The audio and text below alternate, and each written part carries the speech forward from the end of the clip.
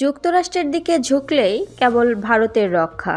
কয়েকদিন আগে নিজেকে শুল্ক মানক হিসাবে ঘোষণা করেছেন যুক্তরাষ্ট্রের নবনির্বাচিত প্রেসিডেন্ট ডোনাল্ড ট্রাম্প। নিজ প্রদত্ত এ খেতাবের মর্যাদা তিনি রাখছেন। দ্বিতীয় মেয়াদে ক্ষমতা গ্রহণের আগেই তিনি বিশ্বের দ্রুত বর্ধনশীল অর্থনীতির দেশগুলোর উপর শুল্ক আরোপের হুমকি দিয়েছেন। এ মাসের শুরুতে অর্থনৈতিক জোট ব্রিক্সের সদস্য দেশগুলোকে ট্রাম্প জানান, যদি ডলারের পরিবর্তে তারা অন্য কোনো মুদ্রা ব্যবহার করেন তাহলে তাদের উপর তিনি শতভাগ শুল্ক আরোপ করবেন। শনিবার সিএনএন-এর বিশ্লেষণে এসব তথ্য উঠে আসে।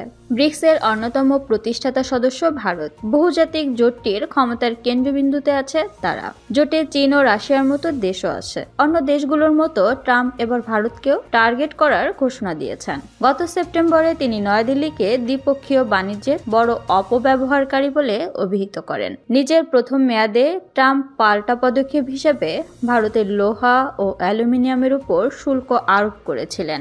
এছাড়া প্রত্যাহার করেছিলেন নয়াদিল্লির অগ্রাধিকার ভিত্তিক বাণিজ্য স্ট্যাটাসও। এর সুবিধায় তারা কোনো শুল্ক ছাড়াই যুক্তরাষ্ট্রে বিলিয়ন বিলিয়ন ডলারের পণ্য পাঠাতে পারত ভারত। ট্রাম্পের এমন সিদ্ধান্তে তখন ক্ষুব্ধ হয়েছিলেন ভারতের কর্মকর্তারা। তথাপি ভারতের প্রধানমন্ত্রী নরেন্দ্র মোদীর সঙ্গে ট্রাম্পের ব্যক্তিগত সম্পর্ক বেশ উষ্ণ। 4 বছর আগে ট্রাম্পের গুজরাট সফরের সময় তারা একে অন্যের ভূয়সী প্রশংসা করেন। পর্যবেক্ষকরা বলছেন, তাদের মধ্যে থাকা সম্পর্ক ট্রাম্পের দ্বিতীয় দফায় কাজ করবে। গবেষণামূলক সংস্থা অবজারভার রিসার্চ ফাউন্ডেশনের ভাইস প্রেসিডেন্ট হর্ষ পন্ত অবশ্য বলেছেন, ব্রিক্সের অন্য 3 প্রতিষ্ঠাতা রাশিয়া, চীন ও ব্রাজিল মার্কিন বিরোধী হিসাবে পরিচিত, যাদের মধ্যে শুধু ভারতই একমাত্র দেশ যেটি মার্কিন বিরোধী নয়। তিনি বলেন, ডলারের লেনদেন থেকে ভারত সরতে চায় না।